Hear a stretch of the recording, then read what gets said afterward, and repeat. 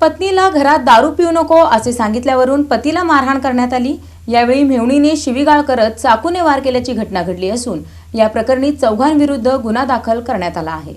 पत्नीला घरात दारू पिऊ नको असे म्हटल्याने पतीशी वाद घालत मारहाण केली, तर मेहुणीने शिवीगाळ करत चाकूने वार करून जखमी केल्याप्रकरणी चौघांवर गुन्हा दाखल झाला आहे। या प्रकरणी यल्लप्पा लालू गायकवाड वय 38 राहणार लिमयेवाडी यांनी दिलेल्या फिर्यादीवरून यल्लप्पा यांची पत्नी अश्विनी गायकवाड, मेहुणी पूजा दळवी, गुरुदेवी जाधव व रोहित जाधव यांच्यावर गुन्हा दाखल झाला आहे। ही घटना 26 एप्रिल रोजी रात्री 11:30च्या सुमारास लिमयेवाडी येथे घडली। फिर्यादी यल्लप्पा हे रात्री घरी आल्यानंतर आरोपी अश्विनी ही इतर आरोपींसोबत दारू पीत बसली होती। यामुळे पतीने विरोध केल्यानंतर त्यांच्यात वाद सुरू झाला। यावेळी उपस्थित असलेली गुरुदेवी ही फिर्यादीला ढकलून दिल्याने तो खाली पडून जखमी झाला, तर आरोपी रोहित जाधव यांनी शिवीगाळ करून धमकी दिली, तर मेहुणी पूजा हिने हे माझ्या बहिणीचे घर आहे म्हणत घरातील चाकूने वार करून जखमी केले असे फिर्यादीत म्हटले आहे। या घटनेचा तपास हवालदार निळ करत आहेत।